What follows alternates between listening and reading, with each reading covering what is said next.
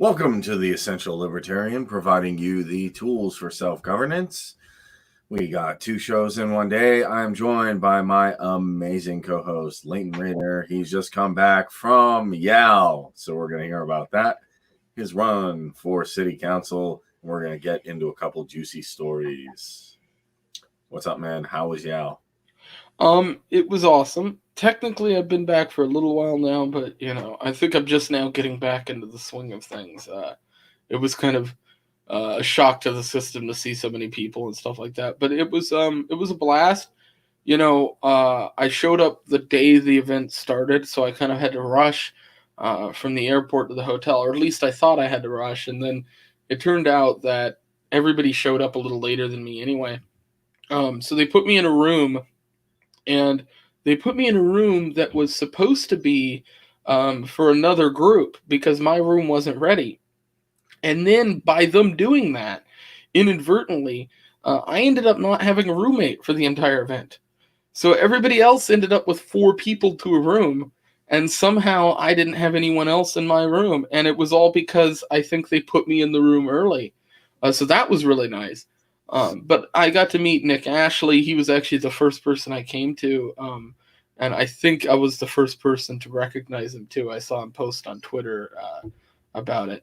And then I met Scott Horton. I got to meet Will Fight. I got to meet Clint from Liberty Lockdown. Just a lot of really great people. It was great. There's some great HOPA supporters that I met that were awesome.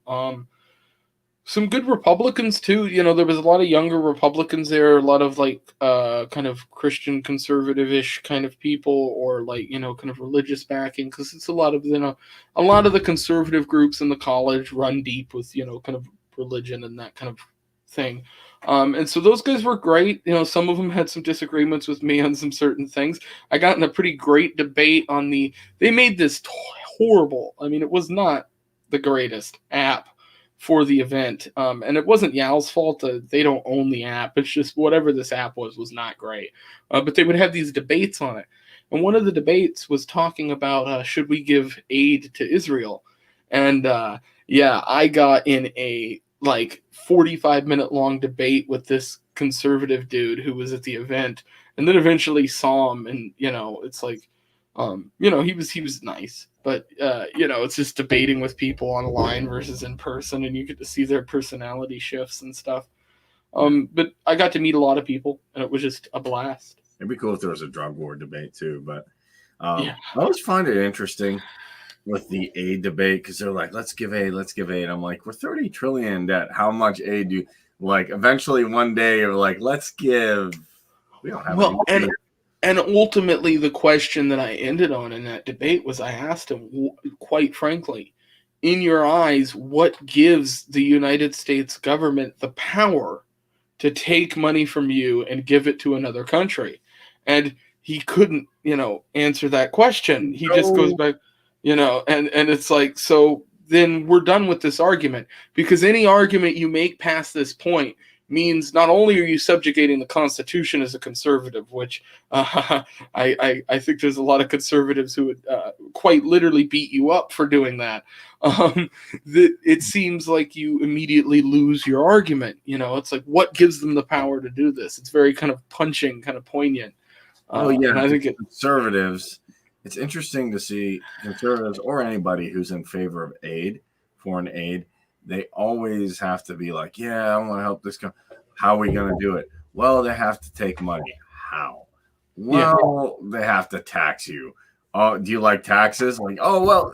By the end of a barrel of a gun. Yeah. That's how they're going to get it. And it's not like our taxes. I say taxes should be like Patreon. Like, here's what you can invest in.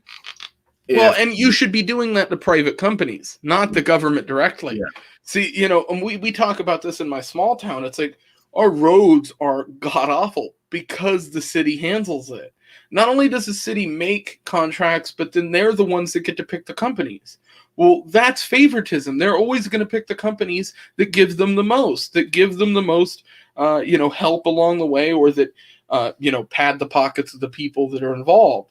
So instead, letting the public vote on which company to give that money to, and then voluntarily paying into it. Mm-hmm.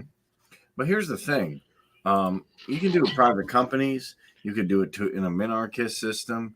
You could do it any way you want, as long as it's not compulsory. Like, okay. Right, exactly. Yeah. If you had a local municipality that said, all right, here's what we're going to do. Here's our page.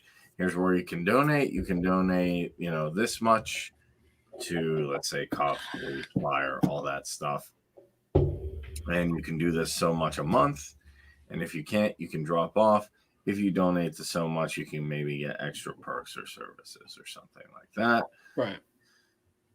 Then I would be okay with that, because there's no...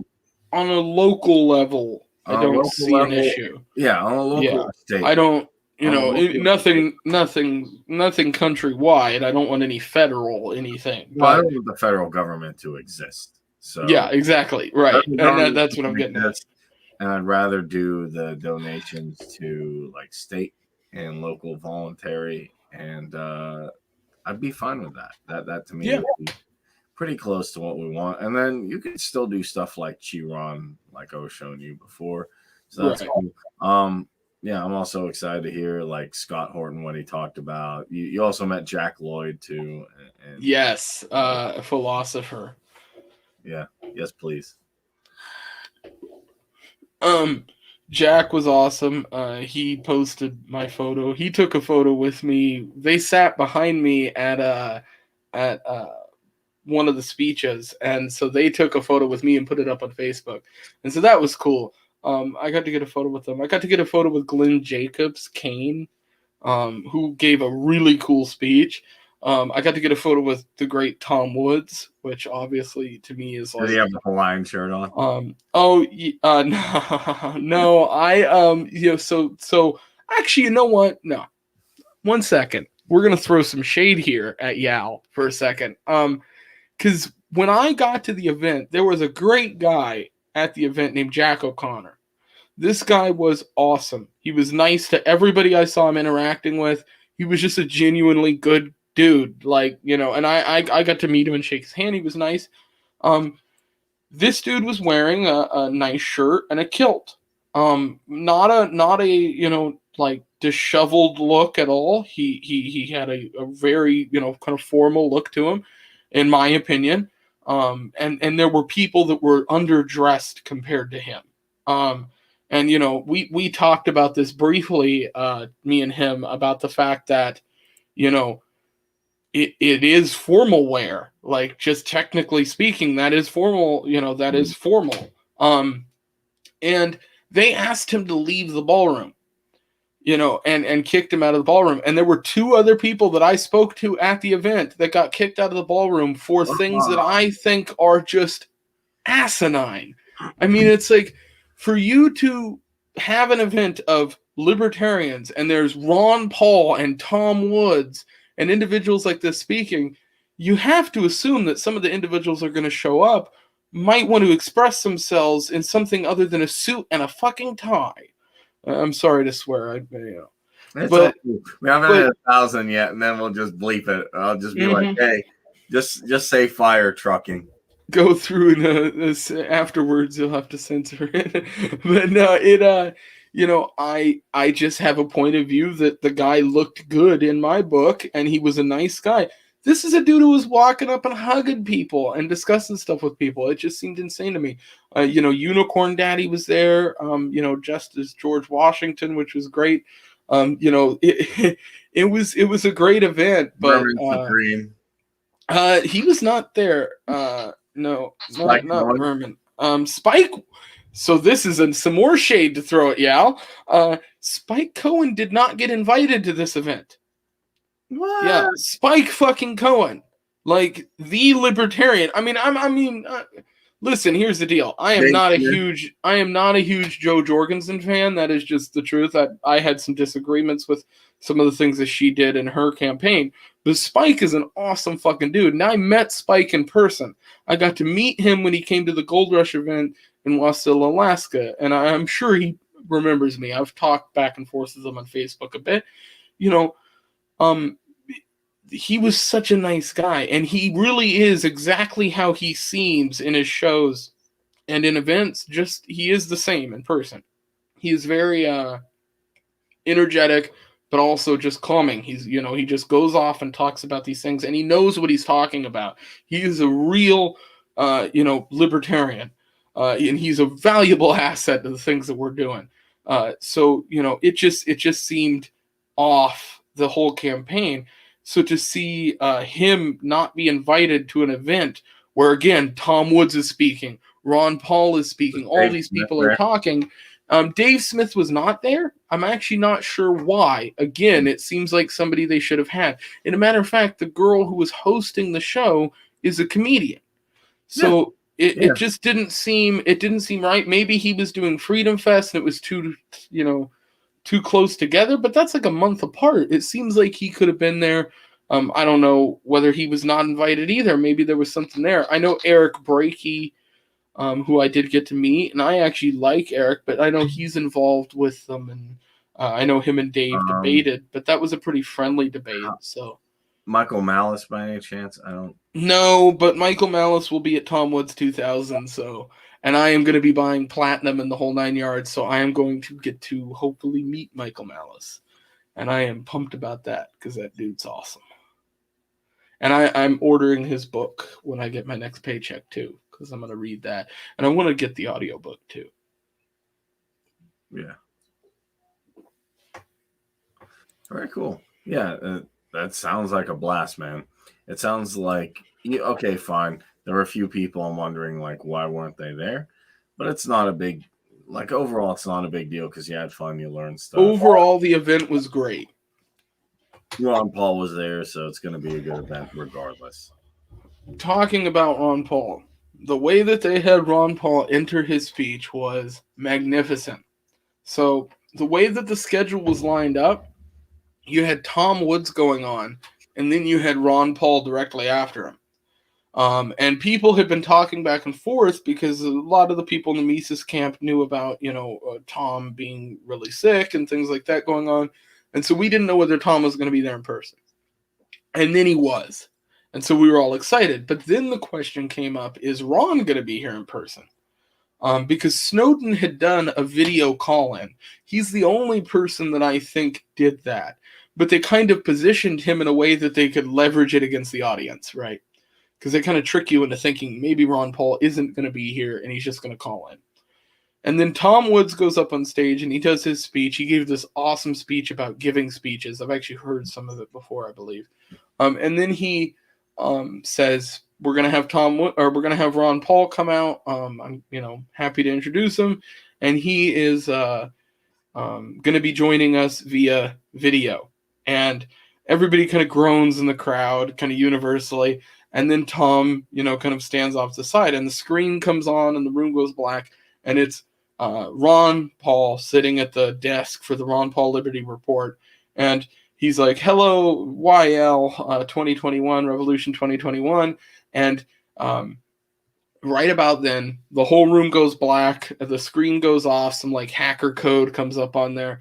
And then Welcome to the Jungle starts playing. And Ron Paul comes out in person. This is recorded. There's a couple guys who've recorded it on YouTube. I don't want to post it anywhere because I don't want to get anybody in trouble with YAL. I don't know whether it's supposed to be out there, although they weren't strict on cameras. I mean, I voice recorded a couple of the speeches because I wanted to listen back to them. So yeah, that is out there if you want to see it. It is great. And Ron Paul delivered a speech that I think was awesome. And it's my first time seeing him speak in person. And it was great. Nice. All right, man. Yeah, it sounds awesome. I'm gonna definitely have to hit Yao. I know about it. I went to the Libertarian Convention. I'm also gonna try and go to Acapulco because I've been inspired by a lot of people there as well. And that's in Mexico. Definitely be at the next Mises Bash and hopefully at the next Freedom event as well. Freedom Fest. Right now I'm kind of busy though. because I'm looking to run for stuff, and so are you, actually. You told me a lot of big things going on with you. You're looking at city council. I agree with Michael Heiss when he says it's a lot harder to get the federal government and nullify them there. It's a lot easier to get elected to local, whatever it is, city council, mayor, and nullify the feds there. Just say, hey, we're not doing this, or we're going to slow it down. Right. So I came back from Yale a little bit invigorated. I'd actually planned on running for city council here in Seward, Alaska, next year in whatever the next election was cycle. I got home. I saw the radio channel here post on Facebook about the fact that there was only a few people who had entered the race, and that the deadline was on Monday the 16th of this month. So I will be at 7 a.m. going to the city hall to put in the paperwork to run. Just a few hours before the deadline. I call it the Justin Amash style running for office right at the last minute and as flamboyantly as possible.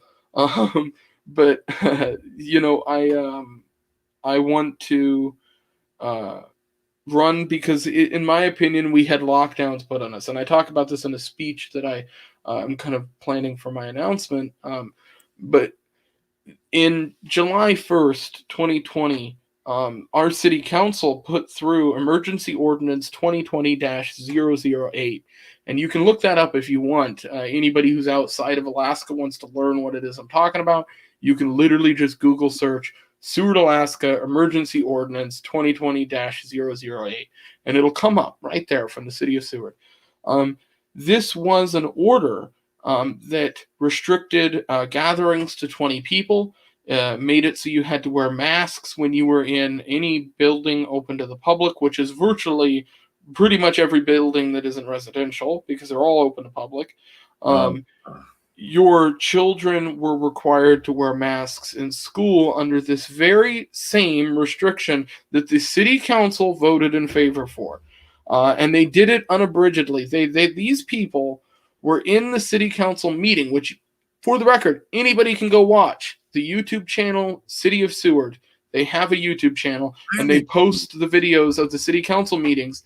And July 1st, city council meeting of 2020, which is literally titled the name of the ordinance, they voted in favor of putting these lockdowns through. It also required all bars or establishments or retail businesses to limit capacity to 50%. So not only were the people inside those businesses required to wear masks, but they required them to shut down half of their business operationally. And this put everybody in Seward on notice. This lasted a month. Then I believe they changed some stuff and put it back in place. And there was another month where we were having some restrictions. This was a show of power. And to me, that is what the government is about, is a show of power.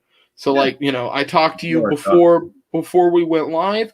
I talked to you about starting a new show, and the fact that that show was going to be called a show of liberty. That is exactly why. Is because I feel like everything the government has done in the last year or two has been a show of force.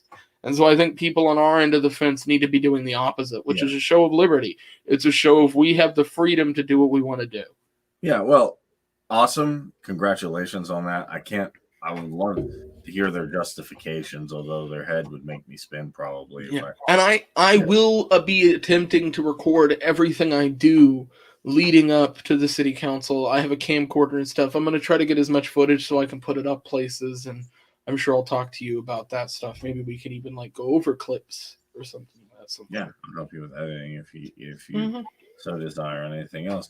But to be fair, you said everything the government has been last year as a show of force. That's its only mechanism. When you're an organized, lawfully enforced in a territorial region, how do you solve a problem? Well, I have a hammer here. Well, there's not like, oh, well, let's talk about it.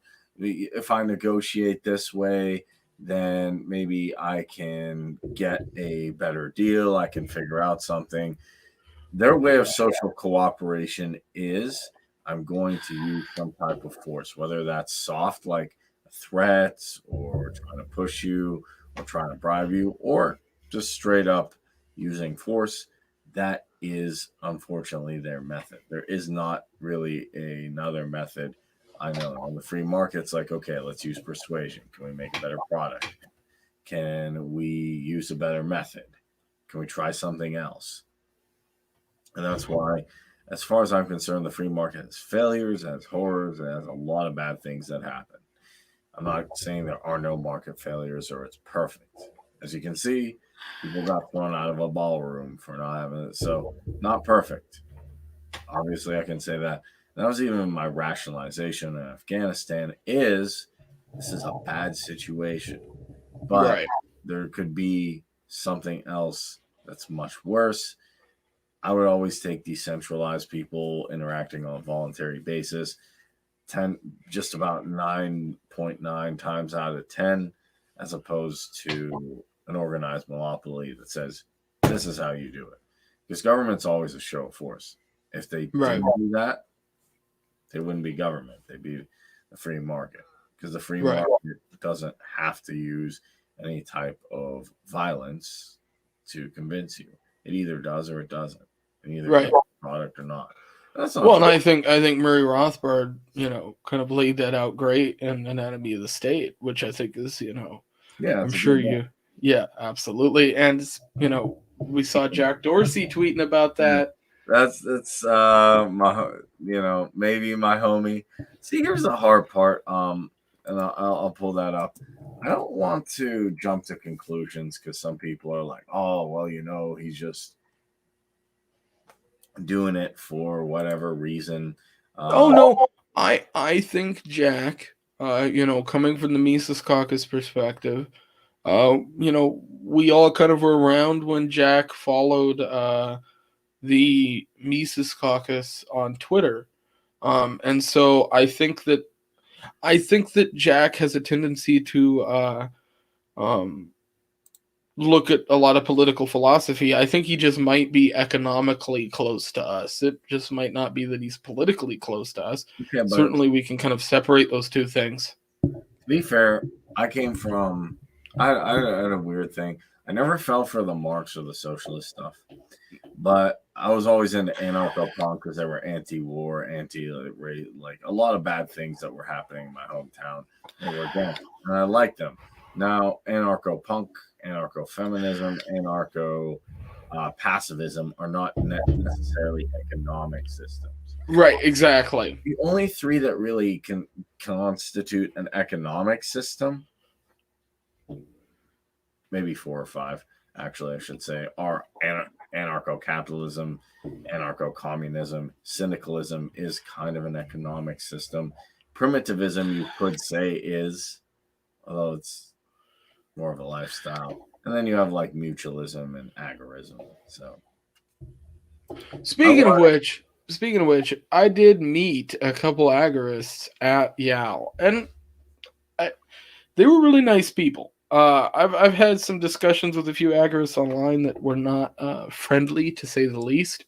Mm-hmm. But the agorist perspective is a good one. I think there's a lot of agorists in Alaska, and so I think I kind of imprint with that because a lot of people in Alaska just have the perspective of just leave us alone. And I think that is kind of something kind of pure in that sense. Yeah, well, I'm actually trying to find out what are the agorists, because agorists are pretty actually close to ANCAPs in my opinion, right? They just want to do it more. For the most part, from what I've talked to them on, yeah. I mean, it doesn't seem to be a real difference ideologically. It just seems like the difference is in the separation of one wanting to obtain the things that they want through the political system, to demolish the political system or to get rid of it, versus one that just wants to work around it. Yeah, like an agorist would probably say, right.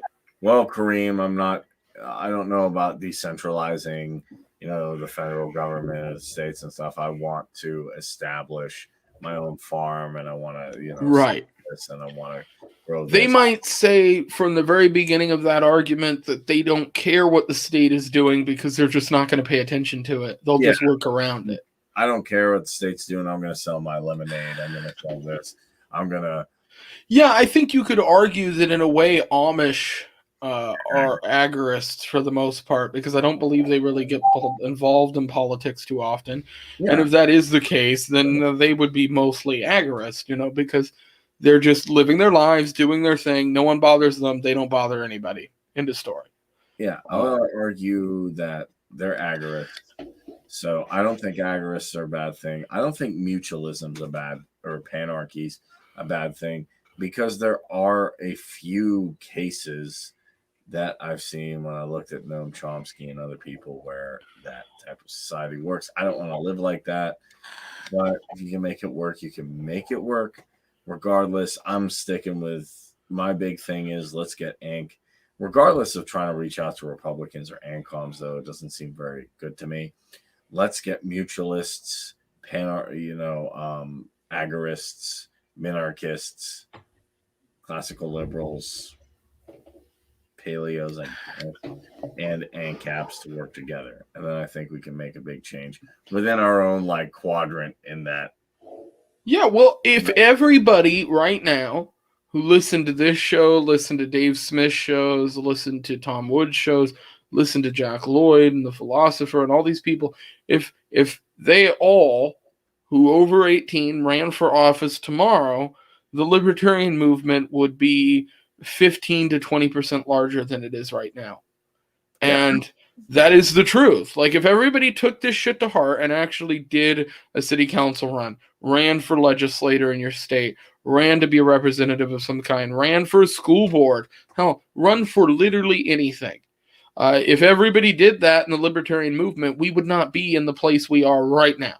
We would have a lot more power than we do today. We would have a lot more say-so in what happens in these different states and areas all across not only the United States, but now the planet, when we're talking about Joe Biden and people bombing this shit out of countries that don't deserve it. And then on top of that, leaving a bunch of guns and ammunition in the middle of nowhere. Well, not in the middle of nowhere, but you get my point. I do. I just need to get my tax refund for all the stuff they got. Maybe I can. Maybe I can get a few myself. I must have lost my check in the mail. I never saw it. Yeah.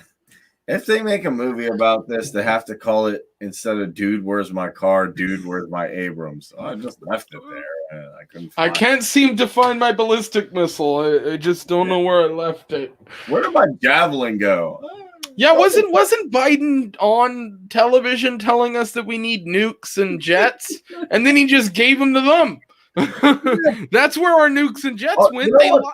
I want to make a point about that. I'm not going to stay on Afghanistan for so long, but he did say that. He's like, "Oh, you need that to take me on. You know what I'm saying?" And then NATO, who trained them, $88 billion, all that fun stuff, fell in a month. Yep. The dudes who had assault rifles. Then they got that. So, yeah. Well, it seems like you didn't really need a nuke and a jet. It seems like you could have got it done with a Toyota and an AK-47. I'm just saying. Yeah. Which, there's a misconception in conventional warfare that, I have advanced technology. I won. And I'm like, that's the worst thing you could think, because advanced technology may not work. It may have problems. You have to train people how to use it. It's not like people just come out all right, cool. I graduated college. Let me operate a jab. I don't know how to work. By definition, it's advanced technology. Advanced technology means it's advanced. It's harder to fucking use.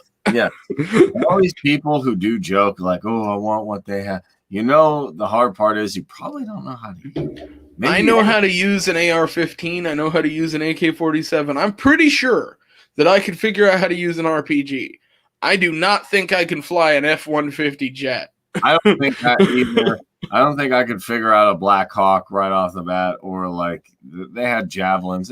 Then again, YouTube is a hell of a thing.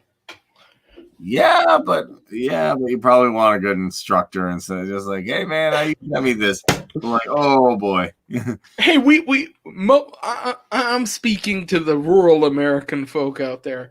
A lot of people fired their very first firearm with some drunk relative of theirs. Yeah. Who probably gave a worse explanation of how to use it than what you would get on YouTube to fly a jet. I did at 6th grade camp, actually, not with a drunk relative, but I have shot with a drunk relative. But there's a few things I want to point out about Jack's profile.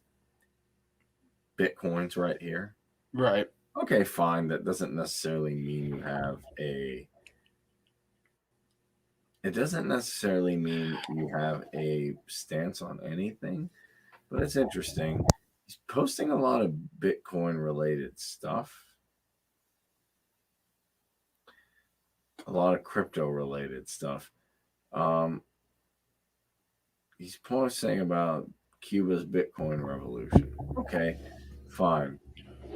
He's saying why progressives should love Bitcoin. 32% of Nigerians own Bitcoin. And that, so like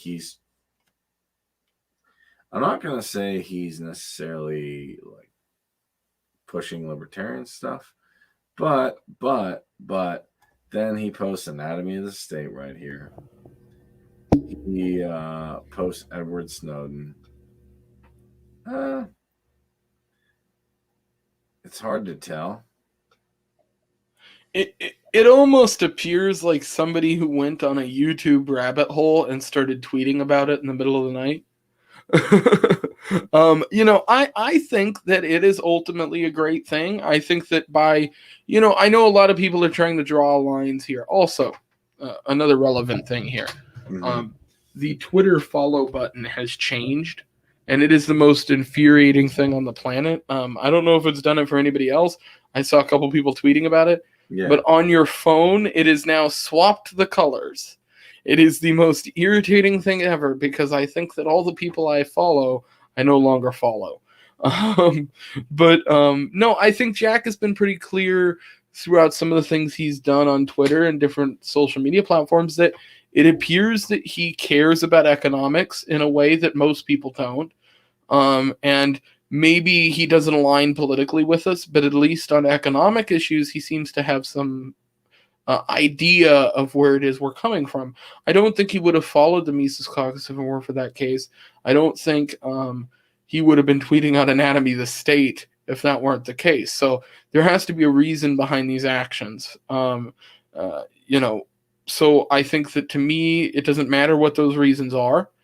Because it's an ultimately positive thing for the liberty movement. And so, regardless of what his, meaning is behind him doing these things, it doesn't really matter to me because ultimately it's going to make more people read Anatomy of the State, and that is a good thing.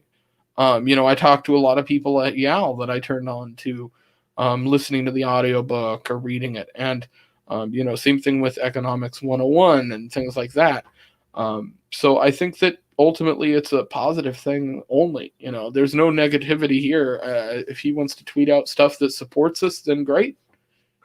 Mm-hmm. I think the great thing is, I'm going to say, it doesn't actually matter so much as rationalization, but we're getting it out there, and you only need a little, couple issues to get someone over. Like Ron Paul got me because he was anti-war. It wasn't necessarily, I didn't know about the Fed at that time. He was just making statements that, when we bomb people, they don't like us. Right. But to me, that was a common sense thing that nobody else was going to say. They're just like, yeah, America, we can do what we want. I'm like, you don't think there's consequence? Even if I say you can do whatever you want, there has to be blowback with something. And here's the issue. Then you get creations like the lovely creation by W, who I blame for Afghanistan, not Trump, not Biden, not anyone else. And then you get these lovely institutions like the Department of Homeland Security. Aren't they nice? So what are they going to do? I want to point out something to someone. Me and you are fucked. Wait. Maybe not. So, what is considered extremism here? Yeah, that's the issue. Homeland Security. Because Facebook deemed what I did extremist. I'm just saying. Oh yeah. May use companies to find extremism on social media. Here's the thing. When people say these companies are private companies, I don't really agree because they get government subsidies, they get government help, they work in tandem with government. They probably have government people in the legislative branch that work with them. That's not a private company. You could even argue, if you want to go far enough, that LLC to a private company, because I had to register with the government, makes them not private. I don't go that far, but if you get help, subsidies, advice, guidance, if you get pushed in a certain direction by the government, you are not private. And Department of Homeland Security may not solely rely on in-house systems. They're going to use social media. As we know, Facebook's working with them. Yeah, and I would stress what you said there about them not being private. You know, it's not only that they're not private, but they're actively funded by me and you. Yeah. Yeah. Now they say it's to catch people behind January 6th, but then they keep expanding. The nice thing is, if you have a vague definition, you can just expand it. Like, well, we're learning that overseas right now, you know. Yeah. So yeah, just keep expanding the definition till this is move the goalposts. The leftists have been doing it for years. Yeah, just keep pushing. So they want to fight voting misinformation, and they also want to go after like anyone who disagrees with the current measures they're putting in place to what they call this pandemic. So that's another thing. If you don't agree, like you said, with kids wearing masks, or if you don't agree with whatever it is about what's going on with this, then you're bad. Also, it says like religious holidays and all that stuff. The problem people have to realize is they're going to take something, a definition, just like they always do, like terror or something's extreme, and just expand it. And if they're vague enough and they use the right companies or they work with the right companies, they don't have to be held accountable. And that's something people should keep an eye on. And people should realize these companies aren't completely private. Not that they should go away or break them up, but make them lose their subsidies, make them actually compete. I bet you'll see different results. Yeah, unfortunately, you know, and I see a lot of libertarians talking about this. Breaking these companies up doesn't solve the problem. Breaking these companies up only allows them to just move assets, and everybody who's been involved doesn't have to compete. If breaking the companies up makes it so that there is going to be no competition, in fact, it's going to shrink the size of the companies. It basically ruins the whole process. You have to let them compete in the free market. And in the free market, these companies that are restricting people that are doing these things will lose at every turn. Yeah, and they'll lose at every turn because there's no incentive for them to really win, and because people will get annoyed. Now, one thing I want to make clear is that, you know, while we're trying to navigate this whole thing, while we're trying to figure it out, even when they target us, I'm still gonna put out, you know, my content. I'm still gonna speak my mind. Nothing's gonna hurt what I have to do, because once we win this, as Michael Malice said, there's a bunch of people who don't want to get involved, want to be trees. That's fine. They can do that. But once we win this, I bet you they'll come around and say, oh, I was always on your side. I was always a libertarian. Now Jack's ahead of the curve, which is good. And I think we're making good progress, to be fair. There's some speed bumps we had with a little bit of infighting, but well, we're going to make a good example of how we're making progress is, you know, we see people talking against libertarians, and that isn't something that happened before that very often. But we actually see people in mainstream media directly attacking libertarians. That means that our voice is breaking through, that we're getting through somewhere, because they wouldn't be targeting you unless you were a worthy target. Yeah, like I never heard back in the day Fox or CNN go at us. Now they're going at us. Even people like Jesse Kelly are getting with Dave Smith. Like, hey, you know, that was hilarious. Yeah, like, oh, you guys can't stop communism. I'm like, well, you know what? I don't know, but it doesn't help to elect a bunch of socialists to stop it. Absolutely that's not working. But yeah, you keep doing the conservative thing. I'm sure you guys will win. Yeah, what have you conserved? Money? Yeah. No. The values? No. Absolutely and not. The ideas? Not really. Like, Hey, I gotta turn my fan off. Can I go turn that off 1 second? No, you're not allowed. I'm sorry. You gotta pay a fan tax. All right, guys. So while he is turning his fan off, just to recap, we talked about Yale, that event. It's a pretty fun event that you can check out in Florida. I know it'll be held next year, hopefully the same place. And we also talked about his run for city council, where he wants to alleviate a lot of these measures, that they're putting, like masks on kids and getting rid of all of these different restrictions and mandates, which will be amazing. And then we also talked about Jack Dorsey posting for Anatomy of the State. He posted that out. I'm also seeing he has a lot of Bitcoin posts. Is he a libertarian? I don't know. Does he believe in decentralization? It seems to be clear that he probably does, or he's looking at it, which is good. It's nice to have a CEO of a company that, even if they don't hold all of your views, actually holds most of your views. And he's in the big tech space. So who knows? Who knows really what he's thinking? But I think it's going to help our movement out. I really do. Because now we're being targeted by this person, that person. We have people on the left targeting us, saying we're bad people, saying we're extreme, all that. And we have people on the right saying, oh, libertarianism can't do anything. Libertarians are not effective. They can't beat communism. I think we're honestly going to win in the end. We're making good movement. We're making a lot of traction. And I'm excited to see what the future holds. And my boy Leighton is back. He turned off his fan. I'm here. Sorry about that. Now bar flip. All right. So for our last fun story. So with all that going, that's good. Sometimes we need some good news though, because Absolutely. a lot of good stuff happening. But I just want to let everybody know, if I do any grabby, I'm not assaulting you or perverted. I'm just Italian. So, just Italian needs to be the defense that every Anthony Weiner type gives from here going out. I'm just Italian. And what other races do you think you're? What other races, nationalities, religious groups, creeds? What other areas can you use that excuse in? Like, could I just say, like, I'm sorry, I wasn't groping you. I'm just Japanese. Like, I don't think that works quite as well. Doesn't make any sense. Yeah. Yeah.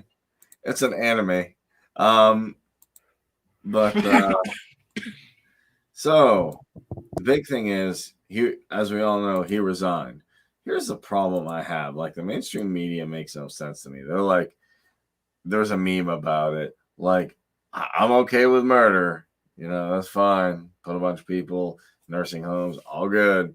But I draw the line if there's harassment. I'm like,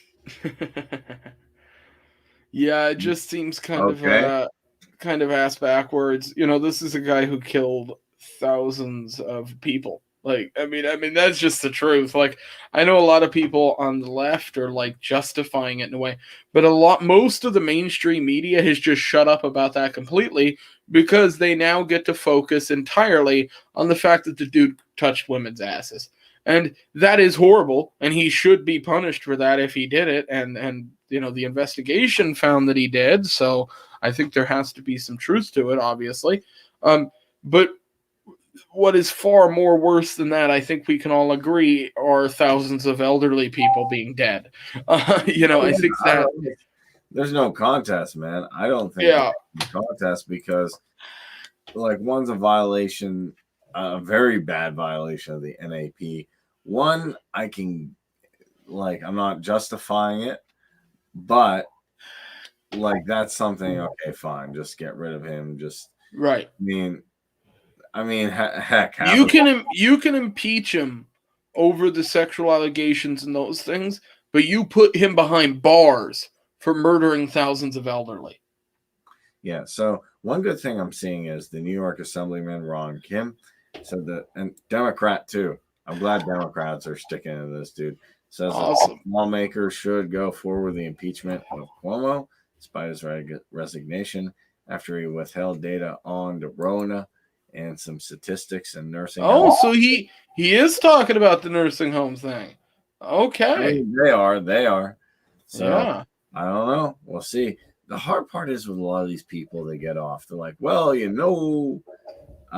something, blah, blah, blah. It's like the whole emails. We don't want to get anyone in trouble if they just don't know it was against the law. I'm like, what? So, Well, that wouldn't. Well, to play devil's advocate there, they might not know it was against the law if it weren't for the fact that they created thousands of laws.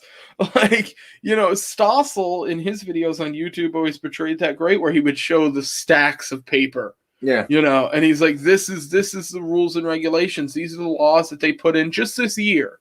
So it's like, yeah, if there weren't so many pieces of those paper, maybe you would actually know when you were breaking a law. Yeah, it's kind of hard to actually figure it out.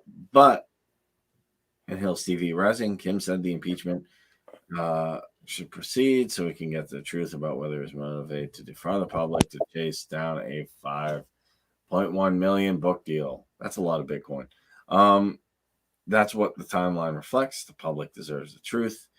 It will be a disservice to theft payers and the public because we already spent so much time, money, and research to do the work.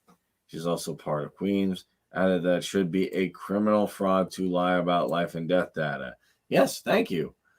He's not only directed the Department of Health to deflate the numbers, but he took the suppressed data, put in his book, held it up at a press conference, making it seem like, well, New York ain't too bad compared to the other states, which is not true. Cuomo on Tuesday announced his resignation after months of denying accusations related to the panda in South Park. That happened with multiple women. During that time, he also faced continued criticism over his handling on the Rona, and Kim hopes to hold him accountable for his actions, which doesn't happen much in government, so that's kind of rare. It's like Carrot Top making a good joke. Some members wanted to leverage impeachment to get him to resign. Most of us, including me, thought that impeachment was a process to get accountability, which I hope it is, because that's rare in politics. We hope that it is, but if we're being 100% completely honest with ourselves, we know this is most likely not going anywhere. I mean, we don't know, but I like to hold out hope that like people who do bad things eventually get justice. Like, I'm hoping eventually, like, someone could say, hey, we're going to try George Bush and Dick Cheney. Yeah. Absolutely. That would be, it would definitely be a real shift from what we've been getting lately. Yeah, we're going to try Fauci. We're going to try this. We're going to try this person. Yeah, that's the reason I think it's interesting is they're at least saying, hey, let's hold some accountability in government. Because most of the time it's, I do this favor for you, you do it for me, you help me make some money. Okay, great. I'm going to do something immoral. You just let me off the hook because we're friends or partners or whatever. I work, forget the moral aspect of it. It's I scratch your back, you scratch mine. Right. It generally does have a lot of weight, but it's nice to see that Democrats are not just like, some Democrats are not just like, well, whatever, they're actually going after it and doing it. So I think that absolutely, it's only a positive thing, especially because it puts that stuff back in the media. Yes. Yeah, it kind of forces the media to pay attention in a way because God knows they don't want to report on it. Yeah. Well, my problem is I don't think Democrats or Republicans are infallible or even that they do a good job and they should be exposed when they do bad things. The problem is people are so much into their team. My team did this, my team did that. And I'll give you an example. I can definitely give you an example with the medical procedure that's going around. When it came out under Trump, people like, I don't want to take it. He did it. Kamala Harris in her interview said she would not take it. She wouldn't trust it. Yeah. And all my punk friends are like, no, don't take it. I'm like, yeah, right on, guys. All of a sudden, presidents change. Oh, you should get it. Documentation, it's a good idea. Why don't you just do it? You know, Rona's pretty bad. It could hurt you. I could get HCQ or something else. They're like, no. Just do it. And funny, everybody becomes a medical professional as soon as the White House changes hands. Yeah. Yeah. Everybody's like, let me tell you. Everybody magically got a PhD. I must have missed it. I didn't get that memo. It got lost in the mail with my check from the taxes from Afghanistan. Get your Black Hawk. But what's funny is, I find ironic, it's Joe Rogan on his podcast. It's like, yeah, you know, if you're 20 or something like that, you don't have to worry about it too much. You're like, he's not a doctor. Why is he giving medical advice? Free. But then they're going to do the same thing. And then Spike owns them on Fox Business. Then we got, you know, good old Bill. And he's like, whoa, you know, 20 things Bill Gates wants you to know about this. I forget what the article said. Yeah, I remember it. Like, yeah. Is Bill Gates a doctor? Yeah. Well, and did you see the clip of Arnold Schwarzenegger doing something very similar? Yeah, where he's going, you know, screw your freedoms. You know, and I'm going, yeah, it's funny. You don't want to talk about, you know, who your father was or nothing, do you? No, you know, it's funny that you're going to it's funny that you're going to say to take people's freedoms and screw your freedoms, you know, not talk about the fact that your dad was, you know, quite literally a full-blown Nazi. So it's like, and his father was. I would ask anybody to do a little bit of research into the history there, but it's not great. And so for that person to be a supporter of screw your freedoms isn't really a stretch for me. You know, the people in power right now want to flex. They want to show people how much power they have, and the lockdowns are the measures that they're taking to do that. And so we need to push back as much as possible. Yeah, because if you push back on when people have power, they realize, hey, the extent of what they can do isn't as magnified as they really thought. They're like, hey, I issued this order, people aren't following it. The people I am asking to enforce it don't want to do it. So if you want proof of that, look at that Virginia governor. Oh, go ahead and take firearms. The police stood with the protesters, and he's like, didn't work. So that's all you have to do is stand up, and this game is pretty much over. You can actually beat them at their own game. Just gotta resist. Just gotta say no. Just gotta not comply. I always tell people, they're like, well, who could we elect, you know, that'll do it? It's like, I'm like, well, can't elect Biden or them. He's really not there. Oh, I got Bernie. Like Bernie. Well, the truth is, I don't really think there is anybody you can elect to solve these problems. Even a golden bullet candidate, even a Ron Paul or Dave Smith or somebody along these lines.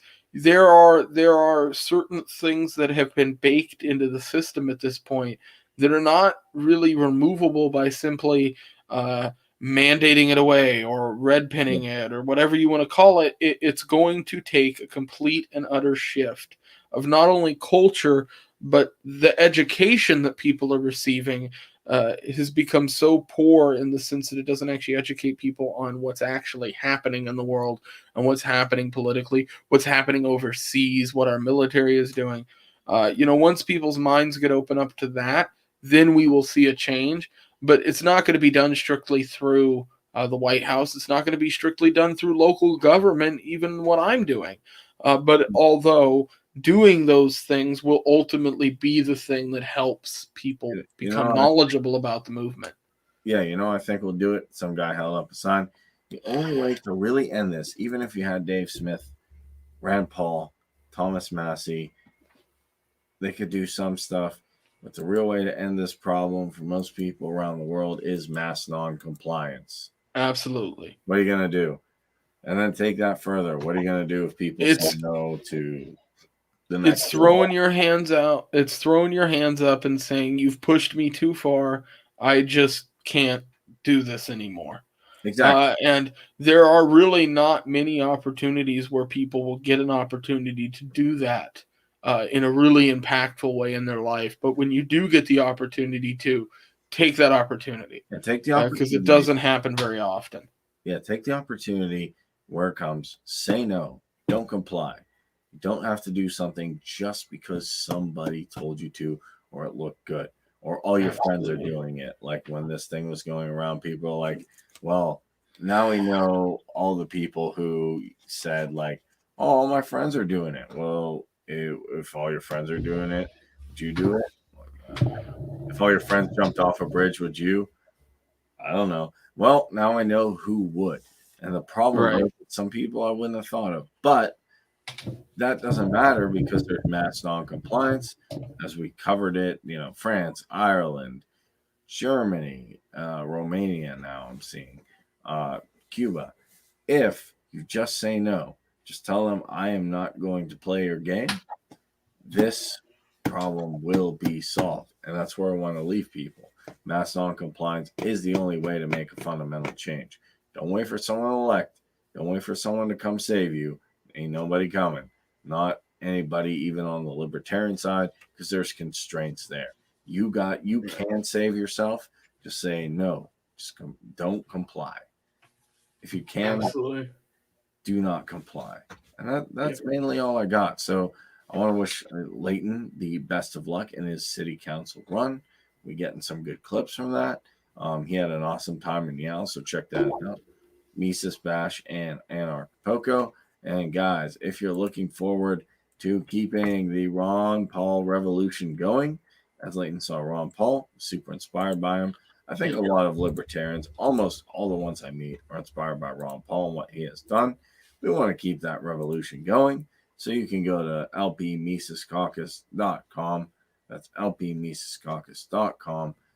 Take a look around at the information. And if you enjoy it, go ahead and join the LP. And that is all I got for Essential Libertarians, guys. So thank you so much for tuning in. Be sure to subscribe to this video. Like it if you enjoyed it. Give me a thumbs up. Leave me any comments about any questions or any thoughts.